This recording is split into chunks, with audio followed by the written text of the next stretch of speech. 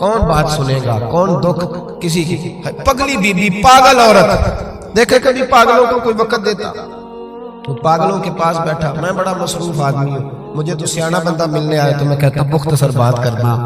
ایک پگلی be be آئی, پاگل. حضرت انس کہتے ہیں آ کے کھڑی, کہنے یا رسول اللہ مجھے کام ہے.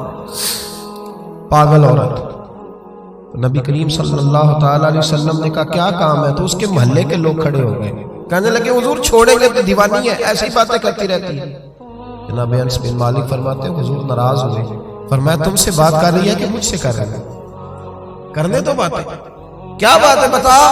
کہنے لگے حضور یہاں نہیں کرنی, میرے ساتھ آئے. نبی کریم اس کے پیچھے پیچھے چلنے لگے. جناب انس فرماتے کہ صحرا میں لے گئی. نبی پاک ریت پہ بیٹھ گئے, سامنے بیٹھ گئی. کہنے لگی حضور بچوں کو منع کریں, مجھے روڑے مار. فرمایا میں کہہ دوں گا, آپ نہیں کریں. حضور میرے گھر والے میری بات نہیں سنتے. فرمایا میں سمجھاؤں گا. یا رسول اللہ یہ پاگل کہہ کے چھیڑتے. حضور نے فرمایا کوئی نہیں کہے گا, میں منع کر دوں گا. حضرت انس کہتے ہیں دیر تک حضور کو ریت پہ حضور بیٹھے. یار یہ بھی سنت ہے میرے نبی. صرف کھانے کے درمیان میٹھا کھانا ہی سنت نہیں میرے بھائی, یہ بھی نبی پاک کی سنت ہے, یہ بھی رسول پاک کا طریقہ ہے. نبی کریم نے دیر تک وقت دیا, دیر تک. کبھی ہستی کبھی رو دیتی. حضرت انس کہتے ہیں میں نے یہ انداز بھی دیکھا, جب وہ ہستی تو حضور بھی ہستے.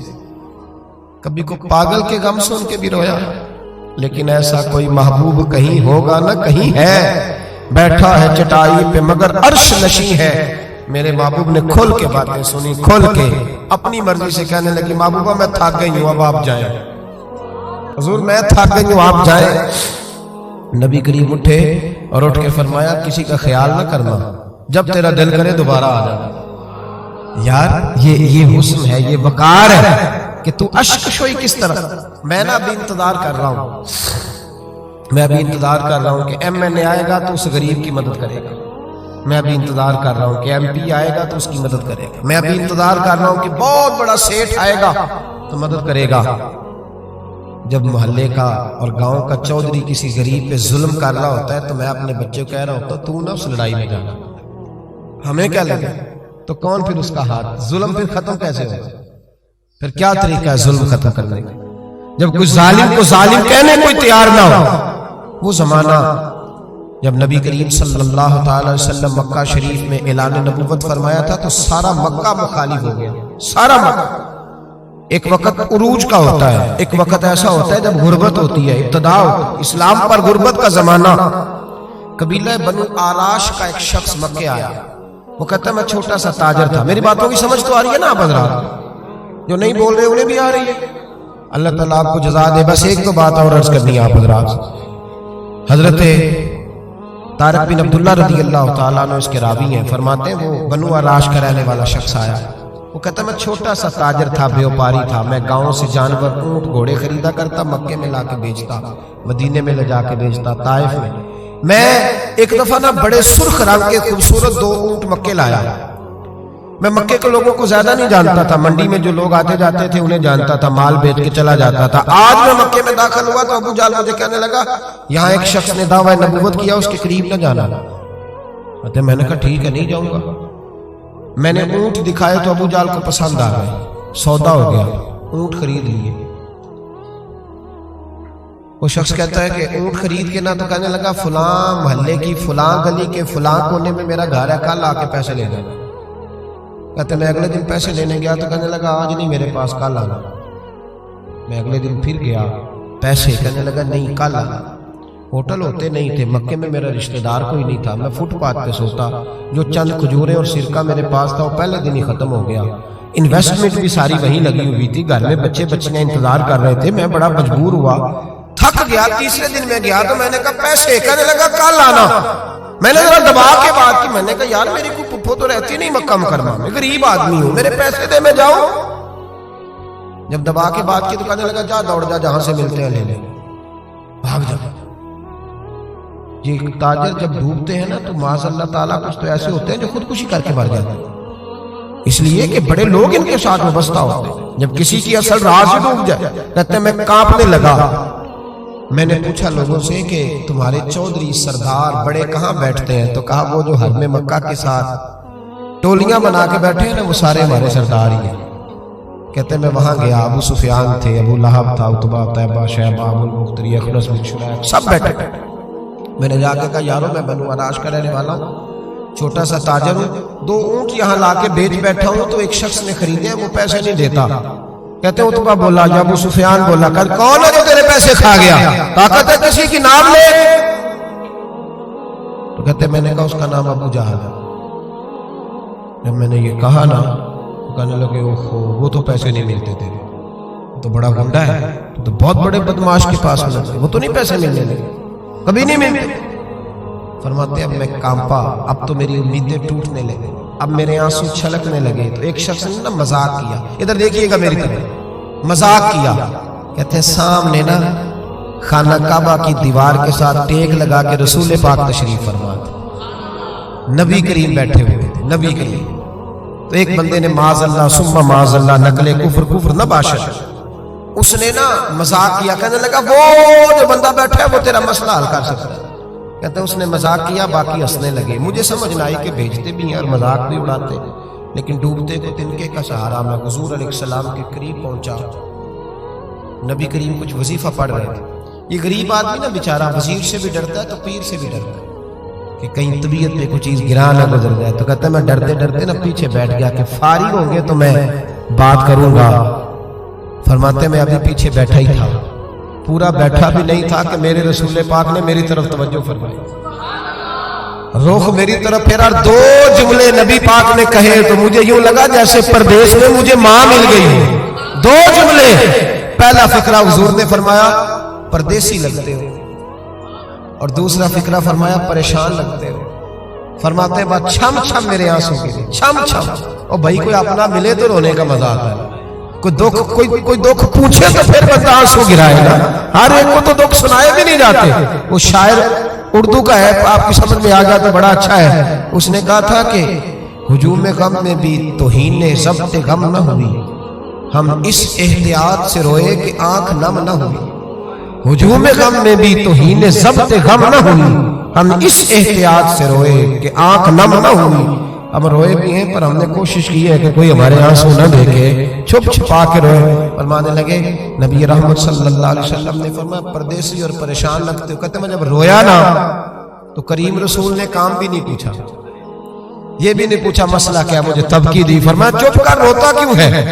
جیسے تو کہے گا ویسے ہی ہو جائے گا. کیا کہا بریلی کے امام نے؟ فرمانے لگے غم زدوں کو رضا مجدہ دیجئے کہ ہے، جاؤ اعلان کر دو، غم زدوں کو رضا مجدہ دیجئے کہ ہے، بے کسوں کا سہارا ہمارا. نبی کریم نے فرمایا فکر نہ کر، جیسے تو کہے گا ہو جائے. کہتے حضور پہلے مجھے گھر لایا، سرکہ کھلایا، کھجوریں دی، دودھ پلایا. میں 2-3 دنوں کا بھوکا تھا، میں نے راج کے کھایا. کہتے ہیں جب میں سیر ہو گیا نا میری تسلی ہو گئی. اب حضور نے فرمایا بتا تیرا مسئلہ کیا ہے؟ سارا علاقہ کسی اور طرف ہے، شہر کسی اور طرف ہے، پر میرے نبی حق کے ساتھ ہے. حالات نہیں ہے اس وقت کے حق کے ساتھ کھڑا ہوا جائے، پر حضور حق کے ساتھ ہے. میرے نبی کریم سید عالم صلی اللہ تعالی علیہ وآلہ وسلم نے فرمایا، کریم رسول فرمانے لگے کیا مسئلہ ہے؟ ابو جہل پیسے نہیں دیتا. فرمایا اس نے کیوں نہیں دینے، دے گا پیسے، کیوں نہیں دینے پیسے. دیکھ کچھ لوگ شرافت کو بزدلی سمجھتے. وہ ایک درویش تھا تو کسی نے سخت بات کر دی تو کہنے لگا میرے ساتھ سخت بات نہ کر، ایک سیٹ تے پکھڑا کوار گندل اسی اور بھی بوٹیاں جا رہے ہیں. ایک سیٹ تے پکھڑا کوار گندل تے اسی. اور اس کا ترجمہ اقبال نے بھی کیا. اقبال کہنے لگے ہو ہلکا یارا تو بریشم کی طرح نرم، پر رزم حق و باطل ہو تو فولاد ہے وہ. رزم حق و باطل ہو تو اشداء علی الکفار رحماء بینہم، کافر پہ سخت اور آپس میں رحم. یہ اصول ہے مومن کا. نبی کریم نے فرمایا کیوں نہیں پیسے دینے، دے گا.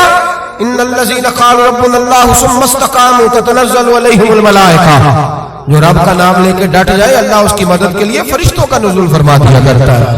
نبی کریم علیہ السلام ساتھ چلے آہستہ آہستہ. اور بھائی کونسلر رکا بھی لکھ دے تو اس کی مہربانی. ویسے تو کونسلر کے دروازے پہ سویرے کو چلا جائے نا غریب آدمی، امیر آدمی پہ تو خیر پرچہ بھی ہو تو ایسا تو سب پوچھتے ہیں چوہدری صاحب درخواست آئی ہوتا کی کرنا ہے، تو غریب آدمی کو لے جاتے ہیں تو وہ پھر جاتا ہے بیچارہ کونسلر صاحب کے پاس، چوہدری صاحب کے پاس. تو پھر اندر سے پیغام آتا ہے کہ چوہدری صاحب ٹوتھ پیسٹ کر دیں. پھر پیغام آتا ہے کہ بریڈ گرم ہو، پھر پتہ چلتا ہے کہ اب اخبار پڑھ رہے ہیں.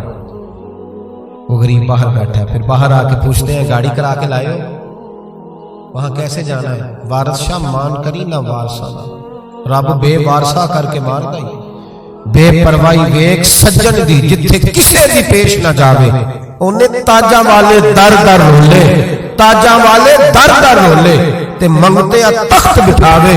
وہ سجنا کسی نو کارا مل دائی، کوئی کعبے و خالی آوے، ڈھار اس کی بے نیازی سے. اور بڑے بڑے حاجی نمازی، ناراض نہ ہونا میری بات، بڑے بڑے حاجی نمازی حق کی بات کرنی ہوتی ہے تو پیچھے ہٹ جاتے ہیں. ایک بابا بلے شاہ صاحب کی بات نہ کرتے درمیان میں. بابا صاحب نے بڑا شکوہ کیا، کہنے لگے آج بھی کیتی جاندے ہو تے لہو بھی پیتی جاندے ہو، آج بھی کیتی جاندے ہو تے لہو بھی پیتی جاندے ہو، کھو کے مال یتیماں دا تے بھیج مسیتی جاندے ہو، پھٹ دلاں دے سیندے نہیں تے ٹوپیاں سیتی جاندے ہو، نفس تے چھری پھیر دے نہیں تے دمبے کیتی جاندے ہو، فرض پلائی بیٹھے ہو تے نفلہ نیتی جاندے ہو. او دسو تے صحیح بلے شاہ نو ایک ہی کیتی جاندے ہو، او کچھ دسو تے صحیح بلے شاہ ایک ہی کیتی. نبی کریم صلی اللہ علیہ وسلم نے فرما دینے کیوں ہم آپ کے ساتھ.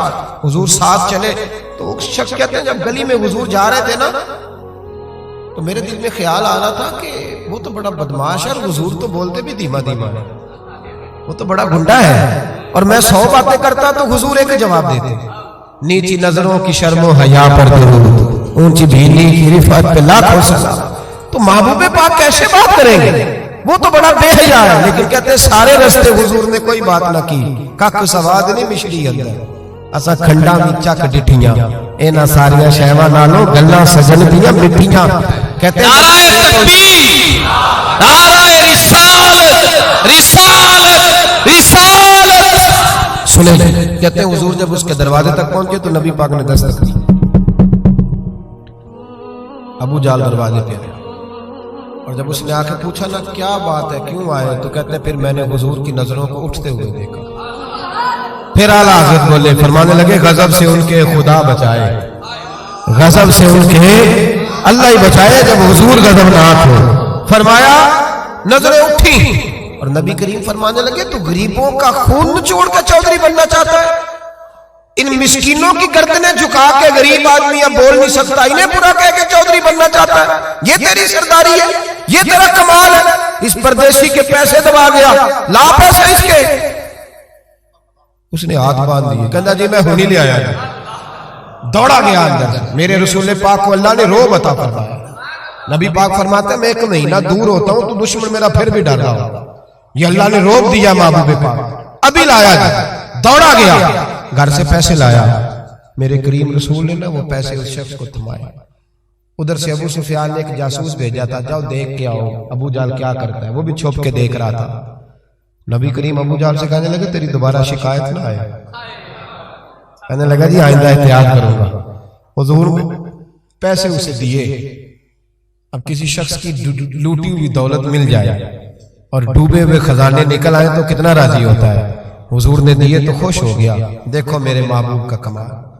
یہاں کچھ لوگ نیکی کرتے ہیں تو پھر سواری بھی کرتے ہیں کہ اب روز میرا شکریہ ادا کرو چونکہ میں نے نیکی کی ہے. محبوب فرمانے لگے تو اگر کہے تو میں جاؤں. خود بھیک دے خود ہی کہے منگتے کا بھلا ہو. تو کہے تو جاؤں، کہے تو جاؤں. بیچارہ رو پڑا. کہنے لگا محبوبہ اس شانوں والی ماں کا نام پوچھ سکتا ہوں جس کے گھر میں تیرے جیسا لال آیا ہے؟ اس عظمتوں والے باپ کا نام جس نے تیرے جیسا لال جنا؟ محبوبہ وہ شانوں والا قبیلہ جس میں آپ آئے، آپ کا نام؟ حضور نے فرمایا نام چھوڑ، تجھے تکلیف ہوگی، یہ لوگ تجھے پریشان کریں گے، تو بس یہ پیسے رکھ. حضور اگلی گلی میں گئے تو جاسوس کہنے لگا ان کے پیچھے نہ جانا، یہ معاذ اللہ جادوگر ہے، ساحر ہے. اس نے ہاتھ جھٹکا، کہنے لگا دفع ہو جا، تو بھی جھوٹ بولتا ہے اور تیرے سارے سردار بھی جھوٹ بولتے ہیں. اگر کائنات میں کوئی سچا ہے تو وہ محمد عربی کی ذات سچی ہے، یہ رسول کائنات. میرا اور آپ کا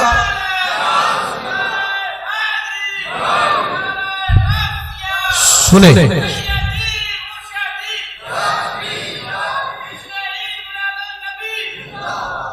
کچھ نہیں، جو بندہ کچھ نہیں نہ کر سکتا وہ کسی کو تسلی تو دے سکتا ہے کہ نہیں؟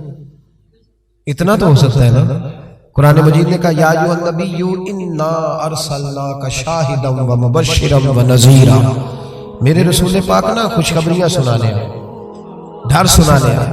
تھوڑا تھوڑا نا ایک دوسرے کا ہاتھ پکڑنا شروع کریں، چھوڑ دیں انتظار کرنا۔ مجھے بڑا اچھا لگا یہ لبیک فاؤنڈیشن جو ان دوستوں نے بنائی۔ دیکھو خیر کا کام کوئی بھی کرے نا، میری ایک طبیعت ہے، میں کہتا ہوں کہ میں یہاں آپ کے یہاں بیان کر رہا ہوں تو فیصل آباد میں جو بندہ اس وقت تقریر کر رہا ہے نا، مجھے اس کی تعریف کرنی چاہیے، اس لیے کہ میں یہیں کر سکتا ہوں اس وقت، وہاں جا کے نہیں کر سکتا۔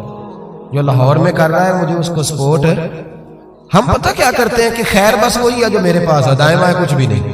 خدا مجھے ایسی خدائی نہ دے کہ اپنے سوا کچھ دکھائی نہ دے، ایسا نہ کرو۔ جتنا بھی جہاں بھی جو بھی اچھا کام کر رہا ہے اس کو سپورٹ کریں، اس سے نا ایک یونٹی پیدا ہوگی، ایک خوبصورتی آئے گی۔ تھوڑا تھوڑا پیار کرنا سیکھیں۔ ہم پتہ کیا کرتے ہیں، جب بھی اینک لگاتے ہیں تو ڈھونڈتے ہیں کہ کوتاہی کہاں پڑی ہوئی ہے، وہ کوئی کوتاہی مل جائے تو اس کو ڈسکس کریں۔ اچھے لوگ یہ کام نہیں کرتے۔ اچھے لوگ کوتاہی نظر آئے تو آنکھ بند کر لیتے ہیں، خوبی نظر آئے تو دنیا کو بتاتے ہیں۔ یہاں علماء بیٹھے ہیں، آپ پوچھ لیجئے گا، شریعت کا مسئلہ ہے کہ جب کسی کو غسل دو نا، اگر کوئی اچھی چیز نظر آئے تو لوگوں کو بتاؤ، حکم ہے۔ پتہ ہے آپ کو، چہرہ بھی کھل گیا تھا، میں نے دیکھا، روشنی پھیل، یہ بتاؤ۔ لیکن اگر کوئی بری شے نظر آئے، کف لسان، چپ کر۔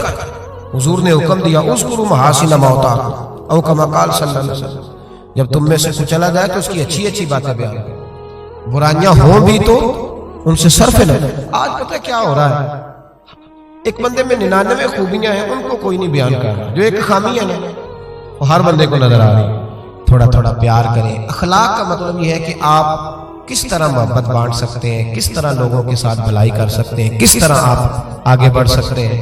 دعا کرتا ہوں اللہ تعالیٰ کی بارگاہ میں جو میں کہہ سکا اللہ اسے قبول فرمائے۔